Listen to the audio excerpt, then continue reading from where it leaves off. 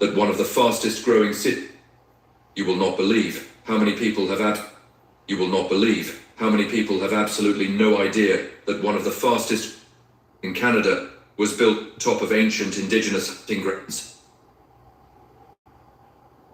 Caught up in the darkest chapters of Canadian history and transformed from a tiny farming settlement into a sprawling metropolis of over 500,000 people in less than 150 years. Most Canadians think of Surrey as just another suburb of Vancouver. They drive through it on the way to somewhere else. They hear about it in the news. But what they don't know is that this place has a story so wild, so unexpected, and so deeply connected to everything that shaped modern Canada, that once you hear it, you'll never look at Surrey the same way again. My name doesn't matter. What matters is that I spent months digging through archives, talking to local historians, reading century-old newspapers, and piecing together a timeline that most people will never take the time to learn. And I'm about to share all of it with you. So let's go back, way back, before Surrey was Surrey, before British Columbia was even a province, before Canada was a country. We're talking thousands of years ago, when this land looked nothing like it does today. The area that would eventually become Surrey was home to the Coast Salish peoples for at least 10,000 years. Think about that for a second. 10,000 years. That's longer than recorded human history in most parts of the world. These weren't just wandering nomads passing through. These were established communities with complex social structures, trade networks, languages, and cultures that had been refined over hundreds of generations. The main groups living in what we now call Surrey were the Kwantlen, Katzie, and Semiahmoo First Nations. Each of these groups had their own territories, their own fishing spots along the Fraser River, their own hunting grounds in the forests that covered the land. The Fraser River wasn't just a river to them, it was life itself. Every year, millions of salmon would swim upstream to spawn, and these indigenous communities had developed incredibly sophisticated methods for catching and preserving fish. They built weirs, used dip nets, and created elaborate drying racks. They didn't just survive off the land, they thrived. The forests were dense. Massive cedar trees, some of them hundreds of years old, towered over the landscape. These trees weren't just wood, they were homes, canoes, tools, clothing, and spiritual symbols. The Coast Salish people had mastered the art of working with cedar. They could strip bark without killing the tree. They could carve massive dugout canoes that could hold dozens of people. They built longhouses that could shelter entire extended families through the brutal coastal winters. And the winters were brutal. Don't let anyone tell you British Columbia is always mild. Sure, it doesn't get as cold as the prairies, but the rain, the wind, the dampness that seeps into your bones, that was the real challenge. The indigenous peoples had learned to prepare. They stored food, they built shelters that could withstand storms, they developed clothing from cedar bark and animal skins that kept them warm and dry. Life wasn't easy, but it was stable, sustainable. These communities had figured out how to live in harmony with the environment. They took what they needed, nothing more.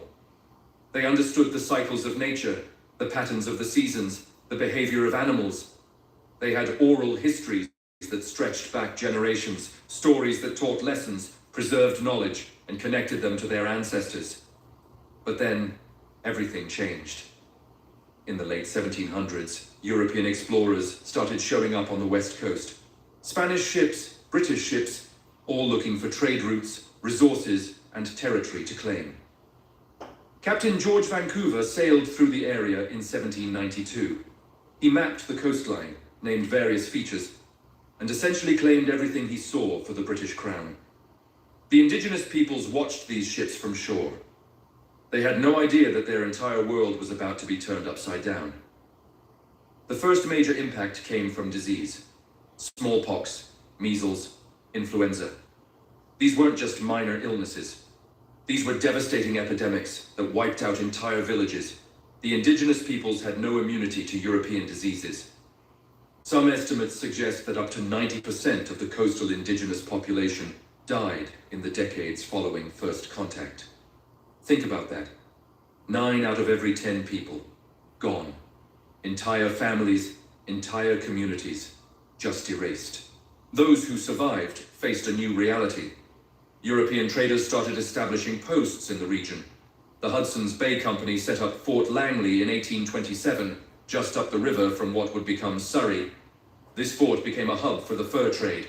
The company wanted beaver pelts, and they were willing to trade goods for them: metal tools, blankets, guns, things that the indigenous peoples had never seen before. The fur trade changed everything. Traditional ways of life started to break down.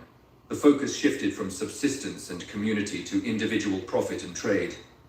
And always, there were more Europeans coming. More ships, more settlers, more diseases, more demands. By the mid-1800s, the British had formally claimed British Columbia. In 1858, the Fraser Canyon gold rush brought tens of thousands of people flooding into the region. They came from California, from China, from Europe. They were looking for gold, but they needed supplies, food, and places to stay. The indigenous peoples found themselves being pushed aside, their lands occupied, their resources exploited. In 1864, Surrey was officially incorporated as a municipality. The name came from Surrey in England, because the landscape supposedly reminded early British settlers of their home county. The population at the time was tiny, maybe a few hundred people, most of them recent immigrants. They were farmers, loggers, and small business owners trying to carve out a life in what was still very much a wilderness. The early settlers faced enormous challenges. The land was covered in massive trees and thick underbrush. Clearing a single acre could take weeks of backbreaking work. The soil was rich, sure, but it was also full of roots and rocks. The weather was unpredictable. Roads barely existed. Getting supplies meant a long, difficult journey to New Westminster or across the river. But people are stubborn. They kept coming. More farmers arrived, attracted by the promise of cheap land and the potential for agriculture. They planted crops, raised livestock, and slowly, painfully slowly, started building communities. They established schools, churches, and general stores. They built sawmills to process the endless supply of timber. They created ferry crossings to connect different parts of the growing settlement. One of the earliest communities in Surrey was Brownsville, named after a settler named Samuel Brown. It was located near the Nickameekle River and became a small hub for local farmers. Then there was Cloverdale, which started as a stopping point for travelers heading to the Fraser Valley.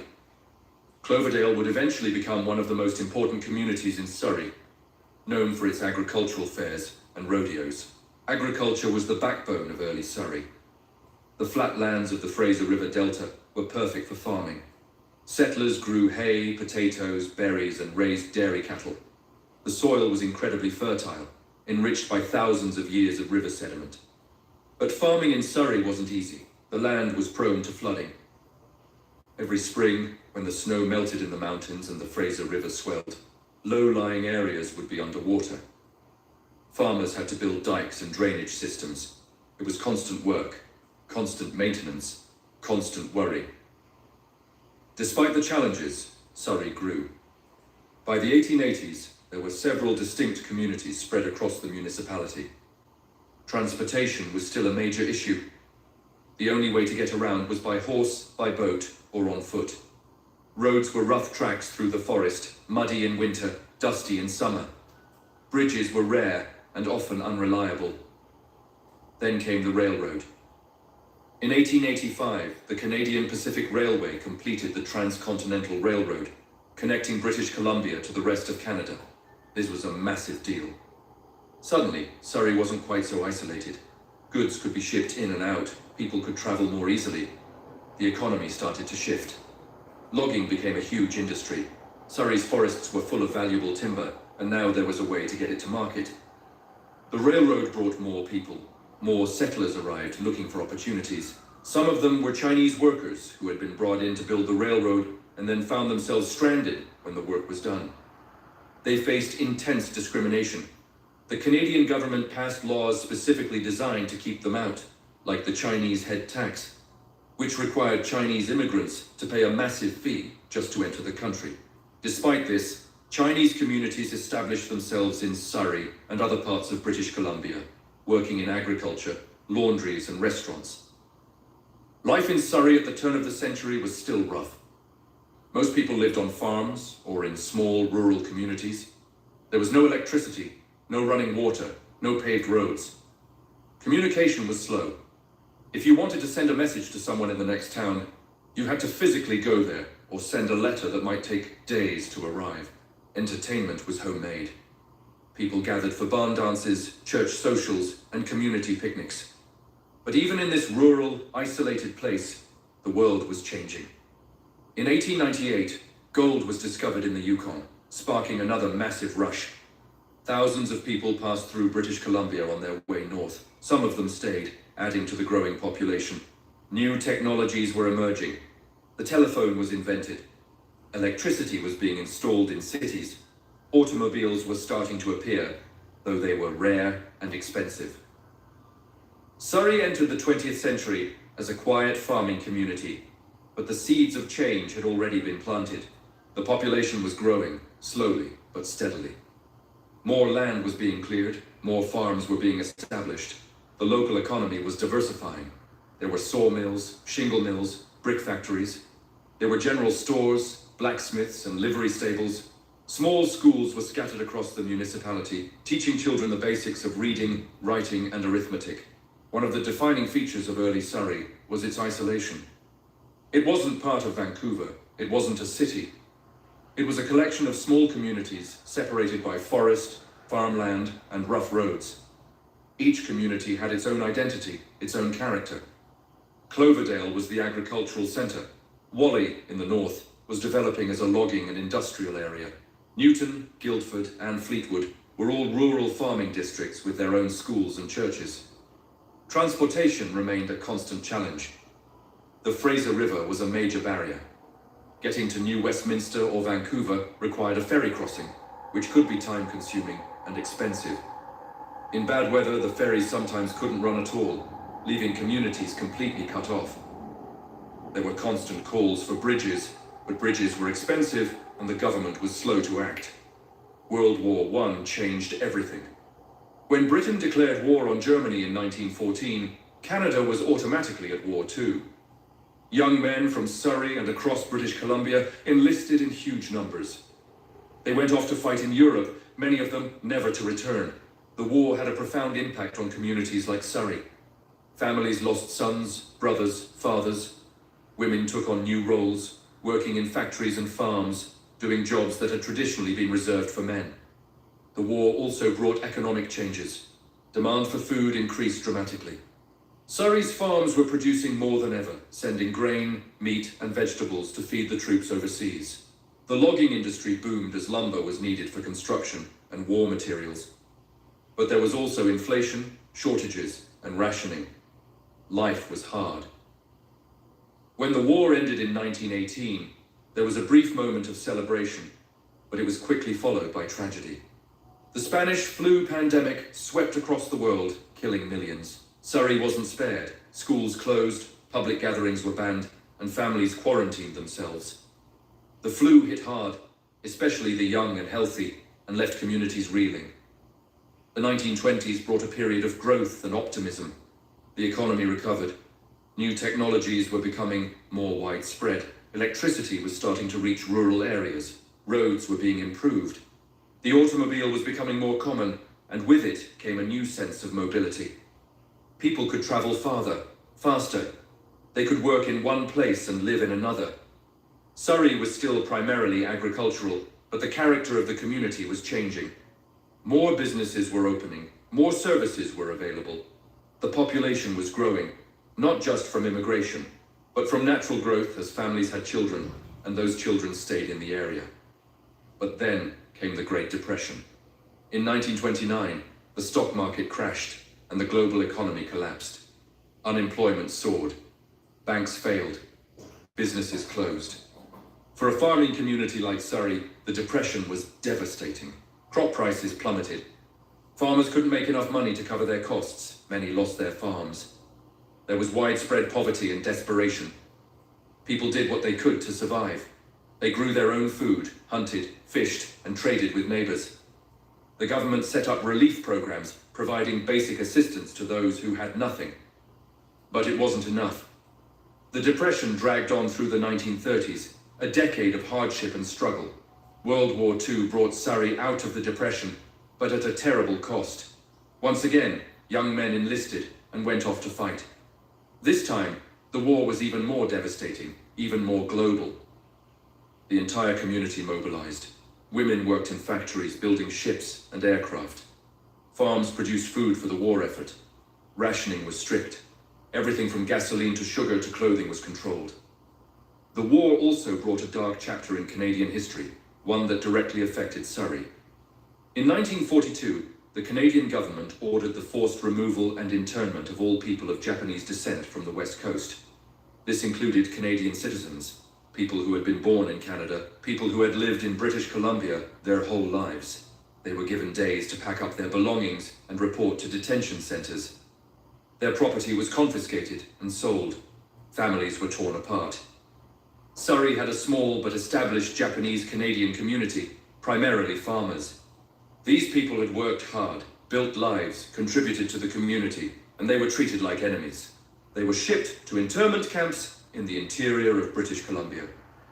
Forced to live in harsh conditions, separated from their homes and communities. It was a shameful, racist policy driven by fear and prejudice. When the war ended in 1945, Japan had been defeated, but the Japanese Canadians were not allowed to return to the coast. They had to rebuild their lives from nothing, in communities that often didn't want them. It would take decades for the Canadian government to acknowledge this injustice and offer an apology. The post-war period brought massive changes to Surrey. Soldiers returned home, looking to start families and build lives. There was a housing boom.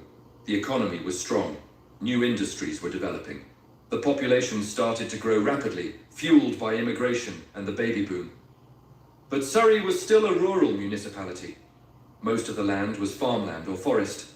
There were no major highways, no shopping malls, no urban infrastructure. That was about to change. In the 1950s and 1960s, the lower mainland of British Columbia experienced explosive growth. Vancouver was expanding rapidly, and people were looking for affordable housing outside the city. Surrey was perfectly positioned. It was close to Vancouver, but still relatively cheap. Developers started buying up farmland and building subdivisions. The character of Surrey began to shift. What had been a quiet farming community was becoming a suburban bedroom community. Families moved in, attracted by affordable homes and the promise of a better life. Schools had to expand. New roads were built. Services that had been concentrated in places like Cloverdale and Worley now spread across the municipality. The construction of major highways was a game changer. The Trans-Canada Highway was completed, running right through Surrey and connecting it to Vancouver and the rest of the country. The Port Mann Bridge opened in 1964, providing a direct link across the Fraser River. Suddenly, Surrey was no longer isolated. You could drive to Vancouver in minutes.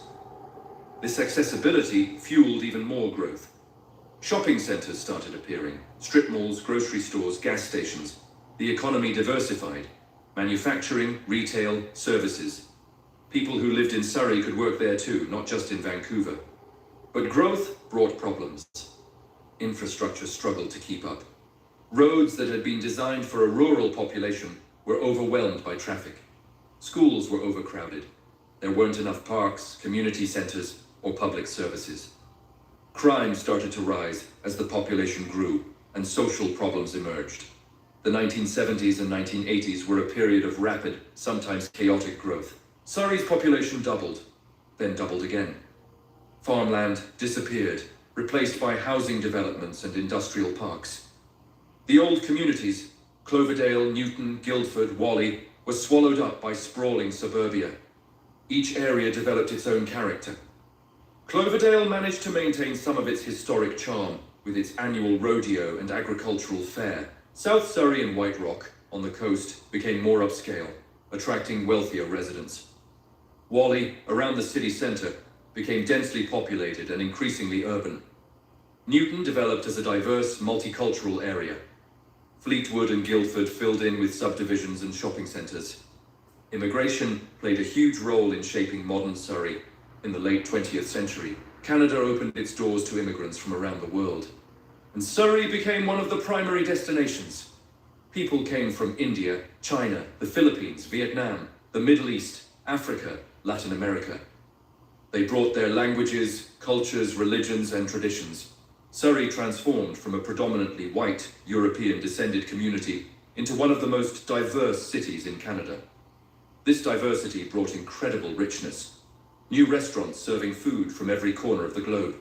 Temples, mosques, gurdwaras, and churches representing dozens of faiths. Cultural festivals celebrating everything from Vaisakhi to Diwali to Chinese New Year. Languages from Punjabi to Tagalog to Mandarin heard on the streets. But diversity also brought challenges. Integration wasn't always smooth. There were tensions between different communities. Language barriers made communication difficult. Some long-time residents resented the changes, feeling like their community had been taken over. There were incidents of racism and discrimination. Housing prices rose as demand increased, traffic got worse, crime continued to be a problem. By the 1990s, Surrey had a reputation problem. It was seen as the rough part of the Lower Mainland. Crime rates were high. There were gang problems, drug issues, property crime. The media loved to focus on the negative, running stories about shootings and violence. Surrey jokes became common, with people making fun of the city as dangerous or trashy. But this reputation ignored the reality. Yes, Surrey had problems, but it also had hundreds of thousands of hard-working people trying to build good lives for their families. It had strong communities, dedicated teachers, committed police officers, and visionary leaders working to make things better. In the 2000s, Surrey started to turn a corner. There was a concerted effort to improve the city's image and infrastructure. Major investments were made in policing, community programs were expanded, urban planning became more sophisticated. Instead of just letting developers build whatever they wanted wherever they wanted, there was an effort to create real neighborhoods with proper infrastructure. The city centre around Whalley was rebranded as Surrey City Centre and became the focus of an ambitious redevelopment plan. High-rise towers started going up. Simon Fraser University opened a campus there, bringing thousands of students. The plan was to create a real urban core, a downtown for Surrey, something the city had never had. Transportation continued to be a major issue. Surrey was still heavily car-dependent, with limited public transit, but in 2009, the SkyTrain was extended to Surrey, connecting it directly to Vancouver with rapid transit. This was huge. Suddenly you could live in Surrey and work in Vancouver without dealing with traffic. The SkyTrain brought more development, more investment, more people. The population continued to grow. By 2010, Surrey had over 450,000 people, making it the second largest city in British Columbia after Vancouver. And the growth showed no signs of slowing. Projections suggested Surrey would eventually surpass Vancouver to become the largest city in the province. This growth brought new challenges and new opportunities. Surrey had to build more schools, more hospitals, more recreational facilities. It had to address traffic congestion, affordable housing, and environmental concerns. But growth also brought economic opportunities. More businesses, more jobs, more tax revenue to fund services. One of the most contentious issues in recent Surrey history has been policing. For decades, Surrey was policed by the Royal Canadian Mounted Police, the RCMP. But there were ongoing concerns about accountability, local control, and cultural sensitivity. Some residents felt the RCMP, as a federal police force, wasn't responsive enough to local needs. In 2018, a new mayor was elected on a platform that included replacing the RCMP with a municipal police force. This sparked a massive debate. Supporters argued that a local force would be more accountable and better able to address Surrey's specific needs. Opponents worried about the cost and the disruption of transitioning to a new force. The Surrey Police Service was created and started hiring officers. Training began, facilities were built. But the transition was messy and controversial. There were disagreements about funding, timelines, and whether the change was even necessary. Different mayors took different positions. The issue became a political football, with provincial and federal governments weighing in. As of now, the transition is still ongoing, a complicated process that illustrates some of the growing pains of a rapidly changing city. Another major issue has been affordable housing. As Surrey's population grew and its economy developed, housing prices skyrocketed. The detached homes that had once been affordable for working-class families were now selling for over $1 million. Rental prices climbed. Homelessness increased. The city struggled to balance growth and development with the need to ensure people could actually afford to live there. Environmental concerns also became more prominent. As farmland and forests were replaced by housing and industrial development, there was growing awareness of what was being lost. Surrey had been home to rich ecosystems, wetlands, and wildlife habitats. Development threatened salmon-bearing streams, migratory bird habitats, and green spaces. Environmental groups pushed for better protection and more sustainable development practices. The COVID-19 pandemic hit Surrey hard. With a large immigrant population, many of them working in essential services like healthcare, transportation, and food production. Surrey had some of the highest infection rates in the province. Overcrowded housing made social distancing difficult. Language barriers made communication about public health measures challenging. The pandemic exposed and exacerbated existing inequalities, but it also showed the resilience of Surrey's communities. Mutual aid networks sprang up. Volunteers delivered food to vulnerable residents. Community organizations worked overtime to provide support and information. Healthcare workers, many of them from Surrey, risked their lives every day to care for the sick. Through it all, Surrey kept growing. Even during the pandemic, construction continued. New developments went up. Businesses adapted. People kept moving to Surrey, attracted by relatively affordable housing and the opportunities of a growing city. Today, Surrey is a city of over 600,000 people, one of the fastest growing cities in Canada. It's incredibly diverse, with no single ethnic group forming a majority. Over 100 languages are spoken. The economy is varied, including manufacturing, retail, technology, agriculture, and services. Surrey has come a long way from those early days of Indigenous communities living along the Fraser River. It's come a long way from the tiny farming settlement of the 1860s. It's come a long way from the rural municipality of the mid-20th century. But in some ways, Surrey is still figuring out its identity. It's not quite a suburb of Vancouver anymore, but it's not yet the fully realized urban centre it aspires to be. It's dealing with the tensions between old and new, between different cultural communities, between growth and sustainability. The history of Surrey is in many ways the history of Canada itself. It's a story of Indigenous peoples being displaced and marginalized. It's a story of immigrants arriving and building new lives. It's a story of economic booms and busts.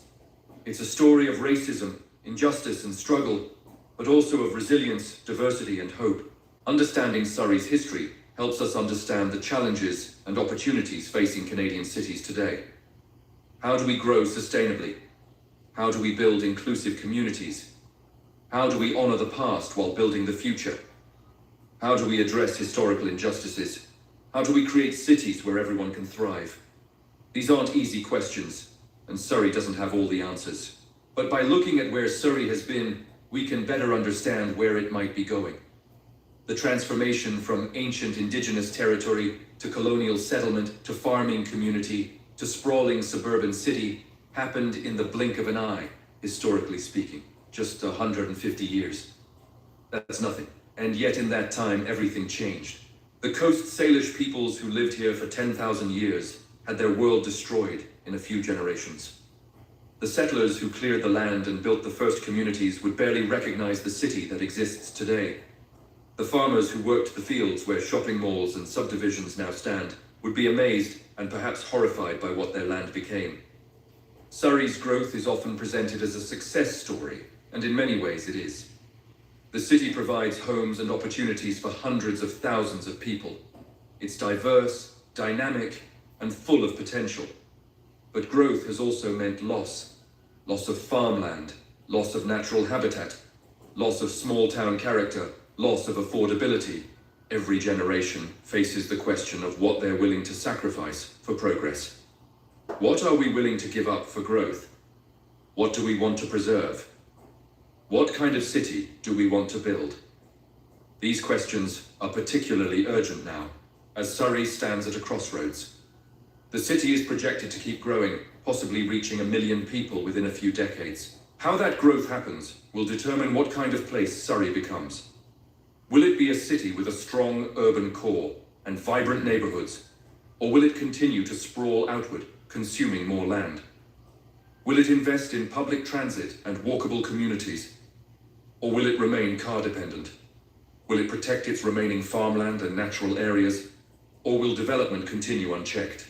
Will it address affordability and inequality, or will it become a place where only the wealthy can live comfortably? These are the questions Surrey is grappling with right now, and the answers will shape the city for generations to come. One thing is certain though, Surrey will keep changing. Cities are living things. They grow, they evolve, they adapt. The Surrey of 50 years from now will be different from the Surrey of today, just as today's Surrey is unrecognizable compared to the Surrey of 50 years ago. But even as it changes, the land remains. The Fraser River still flows. The mountains still rise to the north. The soil is still fertile. The rain still falls. The basic geography that shaped life here for thousands of years hasn't changed. And the people, though they come from different places and speak different languages and worship different gods, are still fundamentally the same. They want safety, opportunity, community. They want to build good lives for themselves and their families. They want to belong. That's what makes history worth studying. Not just the dates and the events, but the human stories, the choices people made, the challenges they faced, the hopes they held. The indigenous peoples who lived here for millennia made choices about how to live sustainably on this land. The early settlers made choices about what to build and how to organize their communities. The immigrants who came in waves throughout the 20th and 21st centuries made choices about where to settle and how to integrate.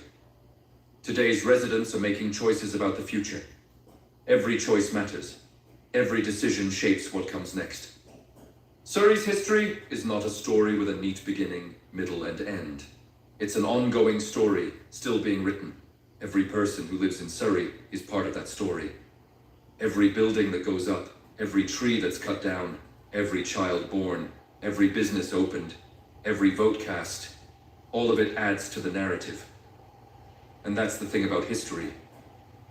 We tend to think of it as something in the past, something finished, but history is happening right now. What we do today will be history tomorrow. Future generations will look back at this moment and try to understand why we made the choices we made. Will they see wisdom or short-sightedness? Will they see inclusivity or division? Will they see sustainability or exploitation? Will they see justice or continued marginalization? We don't know. We can't know, but we can try. We can learn from the past, from the mistakes and the successes. We can try to build something better. Surrey has made plenty of mistakes. The displacement of indigenous peoples, the internment of Japanese Canadians, the discrimination faced by various immigrant groups, the loss of farmland and natural habitat, the failure to build adequate infrastructure to keep pace with growth, the struggles with crime and poverty and inequality. But Surrey has also shown resilience and adaptability. Communities have come together in times of crisis. Diverse populations have learned to coexist and even celebrate their differences. The city has continually reinvented itself, from farming community to suburb to emerging urban center. There's something uniquely Canadian about Surrey's story. It's messy, complicated, and imperfect. It doesn't fit into a simple narrative of progress or decline. It's both inspiring and troubling, full of promise and full of problems. Maybe that's okay. Maybe that's just what real places are like, as opposed to the idealized versions we create in our heads. Real places are complicated. They're full of contradictions. They're full of people trying their best and sometimes failing. They're full of competing visions and conflicting interests. The challenge is to find common ground, to build a shared vision of the future while respecting the diverse perspectives and needs of all residents. That's not easy in a city as large and diverse as Surrey, but it's necessary. Looking at Surrey's history, one thing becomes clear. The city has always been shaped by larger forces beyond its control. Colonial expansion, national economic policies, global wars, immigration patterns, economic booms and busts, technological change.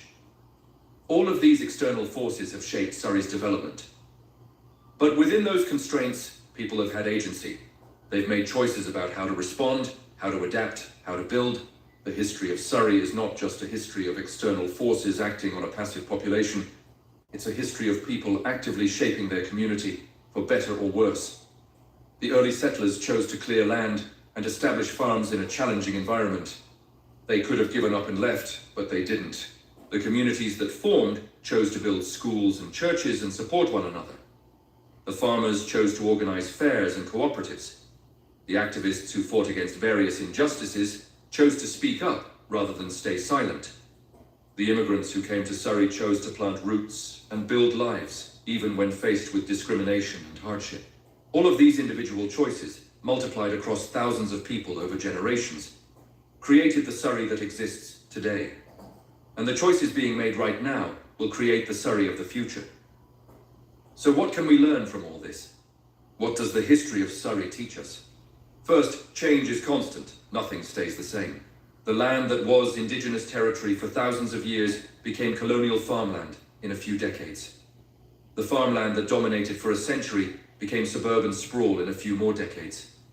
The quiet farming communities became one of Canada's largest cities. Whatever Surrey is today, it won't be the same tomorrow. Second, growth comes with costs. Every wave of development has meant the loss of something that came before. When settlers arrived, indigenous peoples lost their land and way of life. When farming developed, forests were cleared. When suburbs sprawled, farmland disappeared. Growth can bring prosperity and opportunity, but it also brings displacement and loss. The question is whether the gains are worth the costs and who benefits versus who loses. Third, diversity is both a strength and a challenge. Surrey's incredible diversity has brought cultural richness, economic dynamism, and a broader perspective on the world. But it has also brought tensions, miscommunication, and the challenge of building cohesion among very different groups. A diverse society requires effort to work. It requires respect, understanding, and willingness to engage across differences. Fourth, infrastructure matters. So much of Surrey's history has been shaped by transportation. The lack of roads and bridges isolated early communities. The railroad opened up opportunities. The highways enabled suburban sprawl. The SkyTrain brought new development. Where and how we build infrastructure shapes how cities develop and who can access opportunities. Fifth, inequality is persistent. From the earliest days of colonization, Surrey's history has been marked by inequality. Indigenous peoples were dispossessed. Immigrants faced discrimination. Workers struggled while landowners prospered. Housing affordability has always been an issue, though it's gotten worse in recent years. Addressing inequality requires intentional effort and systemic change, not just individual goodwill. Sixth, community matters. Throughout Surrey's history, what has sustained people through hardship has been community. Whether it was early settlers helping each other clear land, neighbors supporting each other during the Depression, immigrants creating mutual aid networks, or communities coming together during the pandemic, people have consistently turned to each other for support. Building and maintaining strong communities should be a priority. Seventh, the past matters. We can't understand the present without understanding the past. Surrey's current challenges, from housing affordability to traffic congestion to reconciliation with Indigenous peoples, are rooted in historical decisions and patterns. We can't fix problems without understanding how they developed. And finally, the future is not predetermined. History is full of contingency, of moments where things could have gone differently. Surrey could have developed in many different ways depending on the choices people made. The future is the same. The Surrey of 2050 or 2100 is not set in stone. It will be shaped by the choices made today and tomorrow. That's both a responsibility and an opportunity. Surrey's history is, in the end, a very human story. It's about people trying to build lives in a place, dealing with challenges, making mistakes, adapting and persevering. It's about conflict and cooperation, loss and hope, change and continuity. The Indigenous peoples who first lived here created a sustainable way of life that lasted for millennia. The settlers who came later built communities and economies that have lasted for generations. The immigrants who continue to arrive are building new futures while honoring their pasts. All of these stories are part of Surrey's history, And your story, if you live in Surrey or have any connection to it, is part of that history too. The choices you make, the life you live, the impact you have on your community, all of it adds to the ongoing story of this place. That's what makes history fascinating. It's not just abstract facts and dates. It's the lived experience of real people in real places, dealing with real challenges and opportunities. It's messy and complicated, and often frustrating. But it's also full of moments of courage, creativity, and connection. Surrey has been through a lot in its relatively short history as a municipality. It has grown from a tiny farming settlement to one of Canada's largest cities. It has been shaped by colonization, immigration, economic change, technological development, and countless individual decisions. It has made mistakes and achieved successes. It has lost things and gained things. And it continues to evolve, continues to change, continues to be shaped by the people who call it home. The story is far from over. In fact, in many ways, the most important chapters are still to come. As Surrey continues to grow and develop, as it grapples with the challenges of the 20th, as it works to build a more inclusive, sustainable, and prosperous future, it will write new history. And that history will be shaped by the same forces that have always shaped Surrey: geography and climate, economics and politics, individual choices and collective action, conflict and cooperation, innovation and tradition, loss and hope. The land that has been home to humans for 10,000 years will continue to be home to humans. The rivers will keep flowing, the rain will keep falling, the mountains will keep standing, and people will keep building lives, raising families, creating communities. That's the real story of Surrey. Not just what happened in the past, but what continues to happen every day. Not just the dramatic events that make headlines, but the quiet accumulation of ordinary lives lived in an extraordinary place. So the next time you drive through Surrey, or hear someone make a joke about it, or see it in the news, remember that there's a deep, complex, fascinating history beneath the surface. Remember the indigenous peoples who lived here for millennia. Remember the early settlers who cleared the land. Remember the farmers who fed the growing province. Remember the immigrants who built new lives against great odds. Remember the workers, the families, the communities that have made Surrey what it is. And remember that history is not just something that happened back then. It's happening right now, in this moment. As Surrey continues to grow and change and evolve into whatever it will become next. The entire history of Surrey, from those ancient coast Salish villages to today's sprawling metropolitan centre, is a reminder that places are shaped by people, not by some inevitable force of progress or destiny, but by real human beings making real choices about how to live, how to organize their communities, and what values to prioritize. And those choices matter more than most people realize. When early city planners decided to lay out roads in a certain pattern, they shaped how the city would develop for generations. When developers chose to build sprawling subdivisions rather than denser communities, they locked in car dependency and long commutes. When politicians chose to invest in certain neighborhoods while neglecting others, they created patterns of inequality that persist today. When residents chose to welcome newcomers or to resist them, they shaped the social fabric of the entire community. Every choice creates ripples that extend far into the future, affecting people who haven't even been born yet. That's the weight of history. That's the responsibility of the present. Surrey today is at a critical moment. The decisions being made right now about density, transit, affordable housing, environmental protection, and community development will determine what kind of city Surrey becomes over the next 50 years.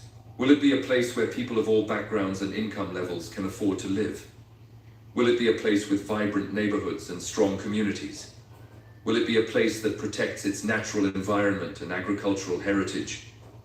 Will it be a place that acknowledges and addresses historical injustices? These questions don't have easy answers, and there are legitimate disagreements about the best path forward. Some people want Surrey to remain suburban and car-oriented. Others want it to become more urban and transit-focused. Some want to preserve farmland. Others see development as necessary for growth. Some prioritize affordability. Others prioritize property values. Some want rapid change. Others want to slow down. These tensions are natural in any growing city, and they reflect different values and different visions of what Surrey should be. The challenge is to navigate these disagreements in a way that's democratic, inclusive, and forward-thinking. What's clear is that Surrey can't go back to what it was. The days of small farming communities are gone. The land has been transformed. The population has exploded. The economy has diversified. There's no going back to some imagined simpler time. But Surrey also can't continue on its current trajectory without consequences. Endless sprawl is not sustainable. Traffic congestion is already choking the city. Housing prices are pushing out working-class families. Climate change threatens coastal areas and agricultural land. Social problems from mental health to addiction to homelessness are straining services. Something has to change. The question is what and how and who gets to decide. This is where understanding history becomes crucial. By looking at how Surrey got to where it is, we can better understand the underlying patterns and forces at play. We can see what worked and what didn't. We can learn from past mistakes and past successes. We can recognize that the problems we face today are not random or inevitable, but the result of specific decisions made by specific people at specific times. And if those decisions created the current situation, then new decisions can create a different future. Take housing affordability, one of Surrey's most pressing challenges. Housing is expensive because of multiple factors that accumulated over time. Zoning laws that restricted where housing could be built and what types were allowed. Development patterns that prioritized single-family homes over more affordable options. Economic policies that treated housing as an investment rather than a human need. Immigration without corresponding housing supply. Global capital flowing into real estate. Land speculation driving up prices. All of these factors have historical roots. They didn't just appear yesterday. And addressing housing affordability requires understanding these root causes, not just treating symptoms. Or take the relationship between Surrey and Vancouver. For most of its history, Surrey was seen as secondary to Vancouver, a place where people lived, because they couldn't afford Vancouver, not a destination in its own right.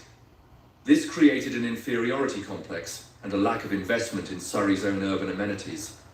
Money, attention, and resources flowed to Vancouver, while Surrey was left to sprawl and sprawl without developing a real centre. But that's changing. As Surrey's population has grown and its economy has developed, the city has started to demand recognition and investment. The development of Surrey city centre is an attempt to create a real urban core that can compete with Vancouver. The push for a municipal police force is partly about asserting local control and autonomy. The pride that many Surrey residents feel about their city's diversity and dynamism is a rejection of old stereotypes. Surrey is no longer content to be Vancouver's afterthought. It wants to be a major city in its own right. And with a population that will soon surpass Vancouver's, it has the scale to back up that ambition. But becoming a major city requires more than just population numbers. It requires vision, planning, and investment. It requires building the infrastructure, institutions, and amenities that make a city more than just a collection of houses and strip malls. It requires creating places where people want to be, not just where they have to live because it's affordable. Some of this is already happening. The SkyTrain extension brought rapid transit. Simon Fraser University's Surrey campus brought education and culture. New high-rise developments are bringing density. Parks and recreational facilities are being built. The library system has expanded. Cultural organizations and arts venues are emerging. But there's still a long way to go. Surrey still lacks the kind of vibrant public spaces that great cities are known for. It still struggles with sprawl and car dependency. It still has neighborhoods that feel disconnected from each other. It still faces significant social challenges. These are not insurmountable problems, but they require sustained effort and investment. They require political will and community engagement. They require thinking long-term, beyond election cycles and short-term profits. And they require learning from history. Other cities have faced similar challenges. Some have succeeded in transforming themselves from sprawling suburbs into thriving urban centres. Others have failed, becoming cautionary tales of what not to do. Surrey has the opportunity to learn from these examples, to take what works and avoid what doesn't. One crucial lesson from history is the importance of inclusive planning. Too often, development has benefited some groups while harming others. Indigenous peoples were excluded entirely from decisions about their own land. Working-class residents were pushed out as neighborhoods gentrified. Immigrant communities were marginalized in planning processes. For Surrey to build a truly successful future, it needs to include all voices in the conversation. That means not just wealthy developers and property owners, but also renters, low-income residents, recent immigrants, Indigenous peoples, young people, and marginalized communities. Everyone who lives in Surrey has a stake in its future and deserves a say in how it develops. This is easier said than done. Inclusive planning takes time, effort, and resources. It requires overcoming language barriers, cultural differences, and power imbalances. It requires creating spaces where people feel comfortable speaking up and confident that their voices will be heard. But the alternative is to repeat the mistakes of the past, where decisions were made by a small group of powerful people whose interests didn't always align with the broader community's needs. That's how we ended up with some of the problems Surrey faces today. Another lesson from history is the importance of preserving what's valuable while embracing necessary change. Surrey has lost a lot over the years: Indigenous cultural sites, historic buildings, farmland, natural habitats, small-town character. Some of this loss was inevitable, some was not. Going forward, Surrey needs to be more intentional about what it preserves. The remaining farmland in places like South Surrey should be protected, not just because it's economically productive, but because it provides food security, environmental benefits, and a connection to Surrey's agricultural heritage. Historic sites and buildings should be maintained as reminders of the past and anchors of community identity. Natural areas should be protected for their ecological value and as spaces where residents can connect with nature. At the same time, Surrey can't be a museum. It needs to grow and change to accommodate new people and new needs. The key is finding the balance, protecting what's truly valuable while allowing innovation and development where it makes sense. This requires difficult choices and trade-offs. Not everyone will be happy with every decision. But if those decisions are made through an inclusive, transparent process with a clear vision of what Surrey wants to become, they're more likely to be accepted and successful. The story of Surrey is ultimately a story about transformation. A place transformed from Indigenous homeland to colonial settlement, from wilderness to farmland, from rural community to suburban sprawl, from bedroom community to emerging city. Each transformation brought losses and gains, challenges and opportunities. The next transformation is already underway. Surrey is becoming something new, something that doesn't quite fit the old categories. It's not a suburb anymore, but it's not quite a traditional city either. It's diverse in ways that few places in the world can match. It's young, dynamic, and full of potential. What it becomes next depends on the choices made now. Will it be a city that works for everyone, or just for the wealthy? Will it be sustainable and livable, or choked by traffic and sprawl? Will it honor its past while building for the future? Will it be a leader in addressing the challenges of the 21st century? Or will it muddle through, dealing with crises as they arise? These questions face every growing city, but they're particularly urgent for Surrey because of the speed and scale of its growth. Surrey doesn't have the luxury of gradual change. It's growing too fast for that. Decisions need to be made now, and those decisions will have enormous consequences. The good news is that Surrey has advantages. Its diversity is a strength, bringing different perspectives and experiences to bear on problems. Its youth means it's not locked into outdated systems and approaches. Its scale gives it resources and influence. Its location in the Lower Mainland connects it to a larger region and economy. But advantages only matter if they're used well. A diverse population is only a strength if that diversity is genuinely included and valued. Youth is only an advantage if young people are engaged and empowered. Scale only helps if resources are invested wisely. Location only matters if connections are built and maintained. Surrey has everything it needs to to become a truly great city. It has people, resources, potential. What it needs now is vision, leadership, and commitment, and that's where history comes in again. By understanding where Surrey came from, residents can better understand what it is now and what it could become. They can see patterns and possibilities. They can learn from mistakes and build on successes. They can connect the past to the present to the future. History is not just about looking backward. It's about understanding the present moment as part of a larger story. It's about recognizing that we're not the first people to face these challenges, and we won't be the last. It's about learning and adapting and striving to do better. The indigenous peoples who lived here for 10,000 years understood this. They passed down knowledge through oral traditions, ensuring that each generation could learn from those who came before. The early settlers understood this too, building on the experiences of previous frontier communities. Immigrants throughout Surrey's history have brought knowledge and experiences from other places, enriching the local community.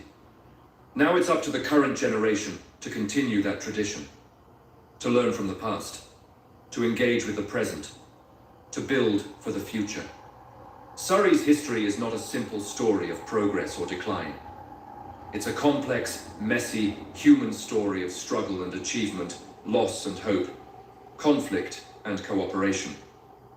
It's a story that's still being written, still unfolding, still open to possibility. And that's the most important thing to remember.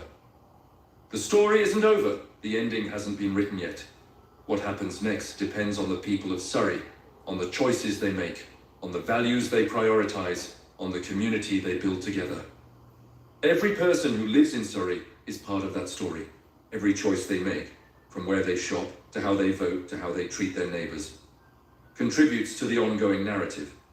History isn't just something that happens to us. It's something we create together every single day. So when you think about Surrey, don't just see the traffic and the strip malls and the headlines about crime. See the layers of history beneath the surface. See the indigenous peoples who lived here for millennia. See the settlers who cleared the land. See the farmers who fed the province. See the immigrants who built new lives. See the families raising children. See the workers building the city. See the activists fighting for change. See the artists creating culture. See the teachers shaping minds. See the volunteers serving communities. See all of it. The good and the bad, the inspiring and the troubling, the successes and the failures. Because all of it is part of Surrey's history. All of it has shaped what Surrey is today, and all of it provides lessons for what Surrey can become tomorrow. The entire history of Surrey, from ancient indigenous villages to modern metropolis, is a testament to human resilience, adaptability, and ambition. It's a reminder that places are never static, that change is constant, and that the future is always uncertain but never predetermined. Surrey has been many things over its long history. It will be many more things in the years to come. What those things are, what Surrey ultimately becomes, is up to the people who call it home. And that's both the burden and the gift of history. The burden of responsibility for shaping the future, the gift of possibility